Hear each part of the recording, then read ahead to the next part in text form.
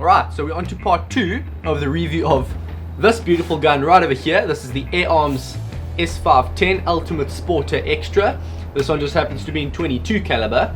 In part 1 we took a look at all the basic features of this rifle and we covered topics such as mechanics and build quality, ergonomics, weight and weight distribution, trigger and magazine, loudness and practicality. I gave my thoughts on all the features that make this an excellent all-purpose rifle, as well as some of the negatives, the things I didn't like. In this episode we'll be covering some of the more technical specifications and looking at how well this rifle actually performs. When you're paying a lot of money for a gun, that's the important part, so I'm going to try to fill you in as best as I can. Now the very first thing that needs to be done in order to get the full picture is to get out the crony and shoot a full shot string, and that's exactly what I did. At first the results were exactly what I expected. I started at the maximum full pressure and continued shooting until the velocity started dropping substantially. Now let's take a moment to do some analysis. The bell curve that you see here is exactly what you can expect from an unregulated rifle. That's just the way it works. The number of shots per fill is open to interpretation depending on how strict you want to be with your extreme spread. I like to keep it within 20 feet per second for the long range shooting and 30 feet per second for the closer stuff. That gives us 21 shots for close range and 17 shots for long range. Now that is not ideal. However, this is where the adjustable power comes in handy. I changed pellets from the JSB Exact 18.1 grains to the slightly lighter JSB Exact 15.9 grains, and then I tweaked the power so that I was getting an average of 900 feet per second, and then I locked the power down. I then shot another full string over the crony and I noticed two things. Firstly, I noticed that by lowering the power you don't actually save that much air. You'd expect it to be more efficient, but turning that knob doesn't actually change the amount of air released from the cylinder. It changes the flow of the air through the transfer port. Secondly, I noticed that by turning the power down, the curve is flattened substantially. This means that within the same extreme spreads mentioned earlier, you'll be able to get more shots. Now what this rifle lacks in air efficiency, it definitely makes up in accuracy. At 25 yards I was getting some fantastic groups, but it was only when I really stretched out the range that I began to see this rifle's full potential. At first I shot 4 10-shot groups from 50 yards at a custom power of about 30 foot-pounds. These are the targets over here. You can see the JSB 15.9 grains at the top and the 18.1s at the bottom. What struck me here was that there were absolutely no flyers. Every single pellet hit its mark, and all I had to do as the shooter was to make sure that the rifle was shooting at the correct pressure range to give me that 20 feet per second spread, and the gun did the rest. At the same power setting I stretched it out to 100 yards and shot a 5-shot group, and again the rifle delivered excellent accuracy.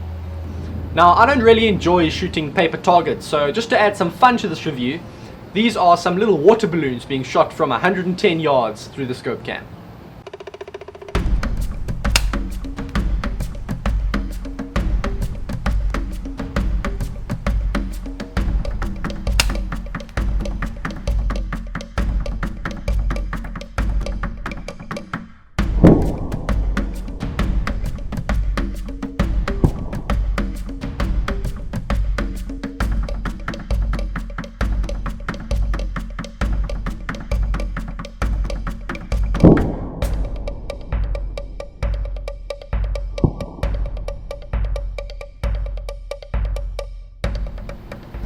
And if that's not enough for you, this is a pressurized 1 litre bottle being shot from 155 yards. There's a result right there. That's what you wanted to see. In slow motion on the scope cam. Perfect. Perfect.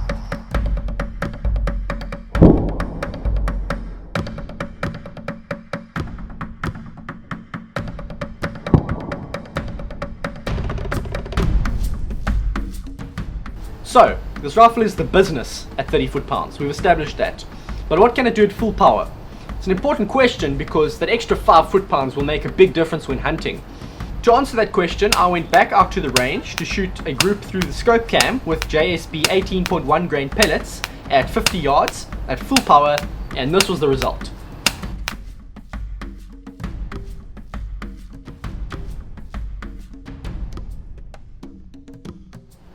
Now if you watch these pellets flying in slow motion, there does seem to be a bit of a wobble.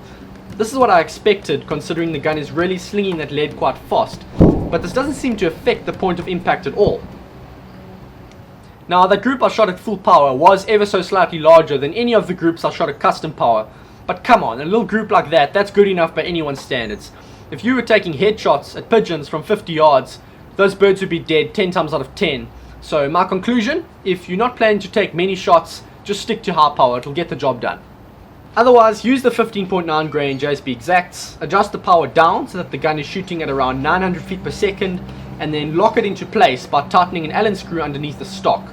It'll give you incredible accuracy and it will flatten that bell curve quite a bit. So we've seen what this gun can do in terms of accuracy and power, but I'm still a little bit baffled as to why Air Arms haven't done anything about that shot count issue. Now, the 12 foot-pound Air Arms guns are putting out more than enough shots, 70, 80, 90, that's going to get you through a day, no problem. And I wouldn't actually call this a bad shot count if you compare it to a gun like the Benjamin Marauder, which has a similar design, but you can't compare this gun to the Marauder. Now, in my opinion, there are only 3 companies in the world that can really compete for that number 1 slot, and that is Air Arms, FX and Daystate. Now, FX and Daystate are both focusing on the international market who are using the high power rifles, and they've done something about that low shot count. But Air Arms haven't done that yet. Now, there are a whole lot of options here. First of all, they could design a rifle like this one, but they could increase the air capacity by adding a 400 or 500cc bottle. The Daystate Wolverine is also an unregulated rifle, but if you compare the shot strings of these 2 guns, you can see just how enormous the difference is between the 2.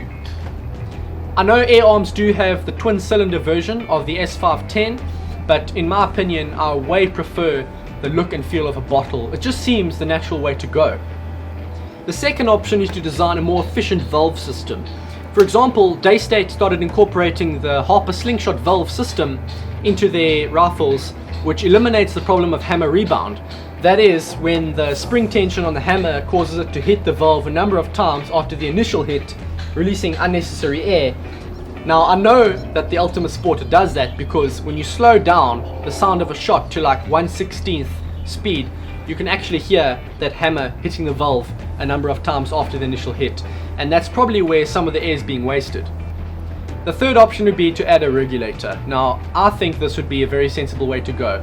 I know I'd be prepared to pay the extra cash if it meant I'd get more shots per fill.